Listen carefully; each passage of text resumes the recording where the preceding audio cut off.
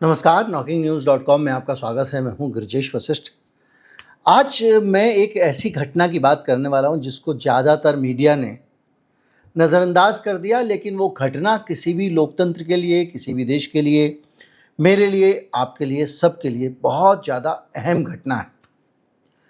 ये घटना पूरी दुनिया को एक संदेश देती है कि किस तरह से एक नेता कितना भी बड़ा हो, जनता से बढ़ के नहीं है। जनता का अपमान करने का अधिकार किसी बड़े से बड़े तुर्रम खां को नहीं है।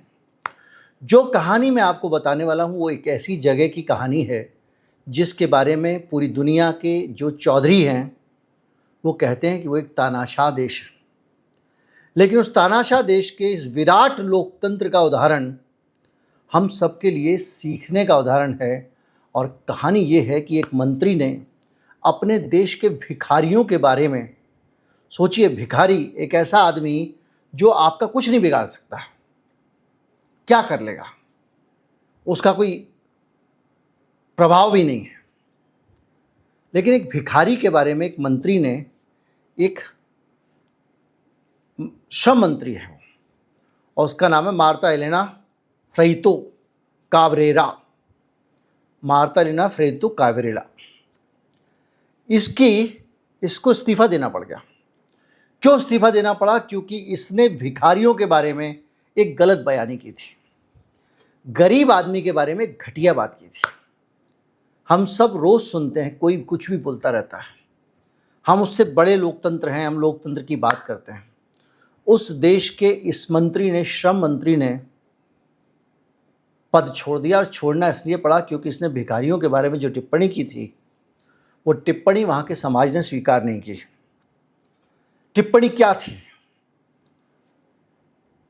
टिप्पणी ये थी कि जो कूड़ा बीनते रहते हैं ये भिखारी, इस देश में कोई गरीब और भिखारी है नहीं। ये सब लोग एक्टिंग करते हैं, नाटक करते हैं, प्रिटेंड करते हैं कि ये भिखारी हैं और ये रिसाइकलिंग इंडस्ट्री का फ़ायदा उठाना चाहते हैं। कूड़े के अंदर से चीज़ें उठा के उससे पैसा बनाना चाहते हैं। ये भिखारी नहीं है, यानी इस देश में कोई भिखारी है ही नहीं, कोई गरीब है ही नहीं। ये बयान किसी मंत्री का दे देना, उसकी कुर्सी पे आ जाए, ऐसा कभी हम अपने देश में तो नहीं सुन सकते। लेकिन ये हुआ। वहाँ की जनता गुस्से में आई और उसको लेकर उसके देश के जो लोग बाहर दूसरे देशों में रहते हैं उनकी तरफ से भी तमाम सारे मेल लिखे गए सरकार को, तमाम सारे मैसेज भेजे गए कि ये बदतमीजी है, स्वीकार नहीं की जा सकती। और उसके बाद राष्ट्रपति मिगेल दियाज कानेल ने संसद में निंदा की उनकी, आप सोचिए, और कहा कि नेतृत्व को दया दिखाने या ज़मीनी सच्चाई से कटे रहने की इजाज़त नहीं दी जा सकती। राष्ट्रपति ने कहा कि कोई अगर नेता है तो ये नहीं कि ज़मीनी सच्चाई से हट जाए और दया छोड़ दे। ये बयान आने के बाद उस मंत्री ने इस्तीफा दे दिया। किसी भी लोकतंत्र के लिए ये एक मानक दशा है। जिस देश की मैं बात कर रहा हूँ उस देश ने इसको काफ़ी झेला है और इस देश के ऊपर जितने जुल्म और सितम हुए हैं, इस देश की जनता पे जो अत्याचार हुए हैं, अपने देश की सरकार द्वारा नहीं, विदेशी सरकारों द्वारा, और जो सबसे बड़ा गुंडा है अमेरिका, उसके द्वारा, वैसे उदाहरण आपको बहुत कम मिलेंगे। ये ईरान वीरान, रूस के सैंक्शन कुछ भी नहीं है। और उस देश के सैंक्शंस की हम पहले बात करते हैं कि उसमें किस किस तरह के सैंक्शंस लगा कर रखे अमेरिका ने। अमेरिका का कोई सामान इस देश में ना बेचा जाएगा, ना खरीदा जाएगा, भले ही वो दवा हो, खाने पीने का सामान हो, मशीनरी हो, तेल हो। कोई थर्ड कंट्री, भारत और जापान भी, अगर भारत जापान उदाहरण दे रहा हूँ, अगर अमेरिका के डॉलर में या अमेरिका के बैंक का इस्तेमाल करके इस देश के साथ कोई 1 रुपए की चीज़ खरीद लेगा, उस देश को भी सज़ा दी जाएगी। इस देश को किसी भी प्रकार की दवा की सप्लाई करने पे रोक लगा दी गई। यहाँ तक कि कैंसर और डायबिटीज़ की दवाई भी इसको नहीं दी गई। कोविड के समय जब पूरी दुनिया में वैक्सीन हो रहा था, तब भी इसको वैक्सीन नहीं दी गई। आगे हम आएंगे कि इसने इस सब का जवाब कैसे दिया। बैंकिंग और फाइनेंशियल ब्लॉकेज, स्विफ्ट से इसको बाहर कर दिया गया, अंतर्राष्ट्रीय भुगतान सिस्टम से काट दिया गया, विदेशी बैंकों को उसके साथ डील करने पर भारी जुर्माना देना पड़ सकता है। 2014 में फ्रांस के बीएनपी परिवार बैंक को 9 अरब डॉलर का जुर्माना सिर्फ इसलिए देना पड़ा क्योंकि उसने एक ट्रांजैक्शन इस देश के साथ किया था। इस देश में कोई भी अमेरिकी टूरिज्म के लिए नहीं जा सकता, जाएगा तो उस पर पाबंदी है और इससे वहाँ की पर्यटन आधारित अर्थव्यवस्था को पूरा नुकसान पहुँचाया गया। तेल और ईंधन पे दबाव है। हालत यह है कि वहाँ नई कारें नहीं बनती नहीं है, बिकती नहीं है। पुरानी ज़माने की कारें 5 दशक पहले की वहाँ चल रही हैं, वही कारें टैक्सी में चलती हैं और नई कारें वहाँ नहीं आ रही हैं क्योंकि तेल जो है वो उनको नहीं मिल रहा है, तो उन्होंने कहा हम कार चलाएंगे नहीं। उसके बावजूद बहुत खूबसूरत है, वेनेजुएला को धमकाया गया कि तुम इसको तेल नहीं दोगे, उसके कारण वहाँ बिजली का संकट हो गया, बहुत सारी दिक्कतें हो गई। इस तरह की तमाम सारी पाबंदियाँ, शिक्षा, स्वास्थ्य, वैक्सीन, अंतर्राष्ट्रीय सेवा, ये सब झेलने के बाद उस देश ने अमेरिका और पूरी दुनिया का कैसे मुकाबला किया, पहले इसको समझते हैं, फिर बताएंगे कि इस देश के ऊपर सैंक्शन क्यों लगे। देश का नाम बहुत छोटा है। मैं स्क्रीन पे एक आदमी की फ़ोटो आपको दिखा रहा हूँ जिसको आपने ग्लैमर में बहुत सारी जगहों पे देखा होगा। ये तस्वीर बहुत आम है, अक्सर लोग टी शर्ट पे भी इसको धारण करते हैं। ये तस्वीर है अर्नेस्टो चे गुवेरा की, जो यहाँ का बहुत बड़ा क्रांतिकारी था, और फिदेल कास्त्रो जो हमारे भारत में इंदिरा गांधी के साथ भी आए थे।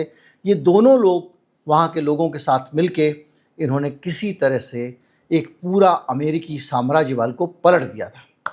पलटा ऐसे था, पहले यही समझ लेते हैं कि सैंक्शन क्यों लगा। पलटा ऐसे था कि वहाँ पर पहले अमेरिका की पिट्ठू सरकार थी, एक तानाशाह था और उसको केवल अमेरिका से बहुत पास में है, करीब 90 मील दूर है फ्लोरिडा से। आप सोचिए, अमेरिका के पास होकर उसकी आंखों में आंख डाल के मुकाबला कर रहा है।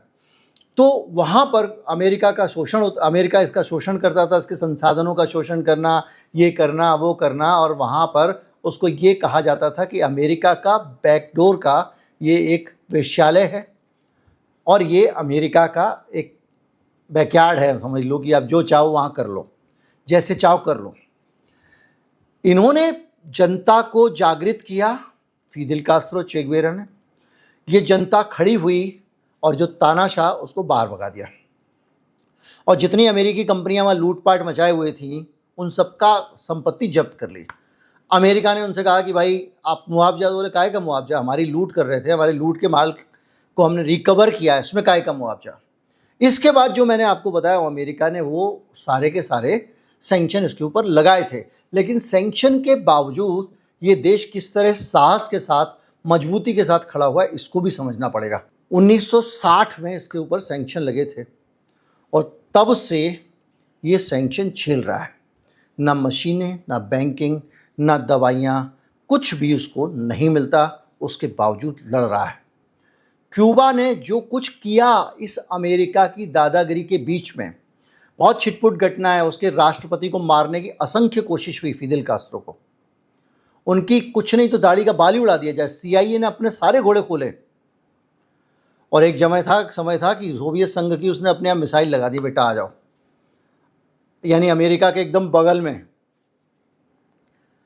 लेकिन ये सब बातें अलग हैं, उसने अपने नागरिकों के लिए क्या किया। आज जो इस्तीफा हुआ है उससे हमको समझना पड़ेगा उस देश की व्यवस्था, वहाँ की सरकारें अपने लोगों के लिए कितनी प्रतिबद्ध हैं। उसको तानाशाही कहा जाता है, उसको बोला जाता है लोकतंत्र नहीं, क्योंकि लोकतंत्र अमेरिका का किसी भी देश पे कब्जा करने का सबसे सरल तरीका है, बैकडोर से चुनाव की रिगिंग करो और वहाँ पर एक जेलेंस्की बिठा दो। वहाँ पर शिक्षा और स्वास्थ्य, इतने कड़े प्रतिबंधों के बावजूद क्यूबा के लोगों को फ्री मिलता है, मेडिकल कॉलेज की पढ़ाई मुफ्त है, डॉक्टर जो वहाँ पर हैं एवरेज, वो प्रति व्यक्ति सबसे ज़्यादा डॉक्टर क्यूबा में हैं। दुनिया में किसी देश में इतने डॉक्टर नहीं हैं जितने डॉक्टर क्यूबा में हैं। हर एक आदमी के ऊपर अनेक डॉक्टर, और उसके बावजूद इन डॉक्टरों को फ्री में लोगों को मुहैया कराया जाता है, मुफ्त में इलाज। 1 रुपए का दवा के लिए भी खरीदना नहीं है, तब जबकि सैंक्शन लगे हुए हैं, दुनिया से दवा नहीं आ सकती हैं। कोविड के समय यहाँ के डॉक्टर पूरी दुनिया में ट्रैवल करने के लिए गए। 40 से ज़्यादा देशों में क्यूबन डॉक्टरों की टीम भेजी गई और उसमें इटली और ब्राज़ील जैसे अमीर देशों में भी राहत अभियान चलाए, लोगों की ज़िंदगी उस कोविड के दौर में बनाई। और हेनरी री ब्रिगेड नाम की डॉक्टरों की टीम तो आपदा प्रबंधन में भी जुट गई। अब सुनिए और बड़ी चीज़, हम गर्व करते हैं हमने कोविड की वैक्सीन बनाई, वो यूके की जो ऑक्सफोर्ड और एस्ट्राजेनेका से मिलके। इनको दुनिया से वैक्सीन बनाने का सामान भी नहीं दिया गया, सब डरते हैं अमेरिका से। इन्होंने उसके बावजूद अपनी ज़मीन पे अपनी कोरोना वैक्सीन बनाई।